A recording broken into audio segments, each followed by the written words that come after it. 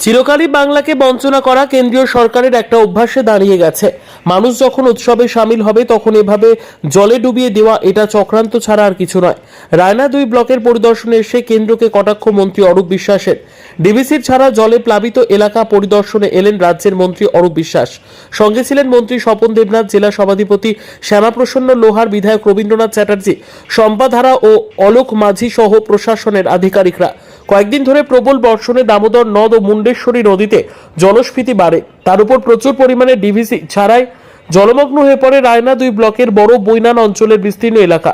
পরিস্থিতি বিবেচনা করে ইতিমধ্যেই প্রশাসনের তরফে বেশ কিছু পরিবারকে নিরাপদ স্থানে সরিয়ে নিয়ে যাওয়া হয়েছে সুবলদহ এলাকার সুবলদহ রাসবিহারী বসু অবৈতনিক প্রাথমিক বিদ্যালয়ে। বৃহস্পতিবার এই শিবির পরিদর্শনে যান মন্ত্রী অরূপ বিশ্বাস। ক্যাম্পে সাধারণ মানুষের সাথে কথা বলেন মন্ত্রী।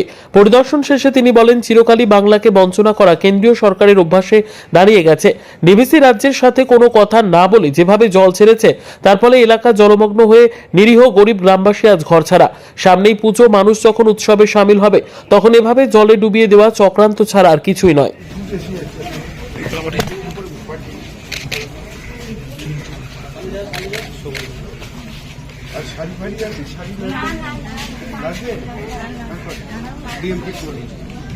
পরিস্থিতি দেখলেন রায়নায়?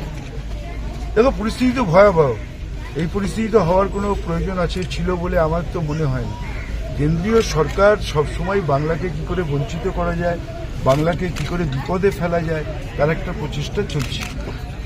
আজকে ডিবিসি থেকে যেভাবে জল ছাড়া হচ্ছে, আজকে এতগুলো মানুষ, সামনে দুর্গাপুজো, মানুষ সেই নিয়ে ব্যস্ত থাকবে, তার থেকে ঘর ছেড়ে আজকে এখানে এসে মানুষ উঠে দাঁড়িয়েছে। আজকে এত কোটি টাকা, হাজার হাজার কোটি টাকা খরচা করে দামোদর ড্রেজিং হলো, কি কাজ হলো?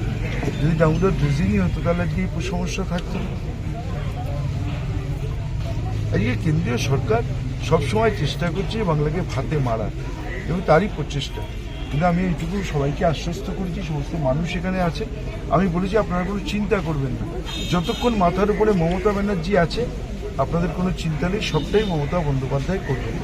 আমাদের মাননীয় মন্ত্রীরা, জনপ্রতিনিধিরা, আমাদের প্রশাসন, একদম এখানে এডিএম থেকে শুরু করে, এসডিও থেকে শুরু করে, বিডিও থেকে শুরু করে সবাই মিলে মানুষের পাশে আমরা আছি, যাতে ওনাদের কোনো অসুবিধে না হয়। এই এলাকার সব থেকে যেটা বড় সমস্যা যে দেবখাল, পিডব্লিউডি বলছে আমাদের ওইটা নয়, আর এবং ডিবিসি বলছে আমাদের মধ্যেও পড়ছে না, কেউই এই দেবখাল সংস্কার করছে না। আজকে আমাদের একটা মিটিং আছে 4টের সময় ডিএম এর সঙ্গে। আমি অলরেডি এটা রিপোর্টেড, আমাকে বলা হয়েছে, আমি আজকে এটা জানবো এটা কি, কার পরিস্থিতি কি হয়েছে। ওই দেবখালটার জন্যই কিছু জমিও নষ্ট হয়েছে, মানে দামোদরের জলটা এসে ওখানে স্ট্যাগনেন্ট হয়ে গেছে, দেখবেন।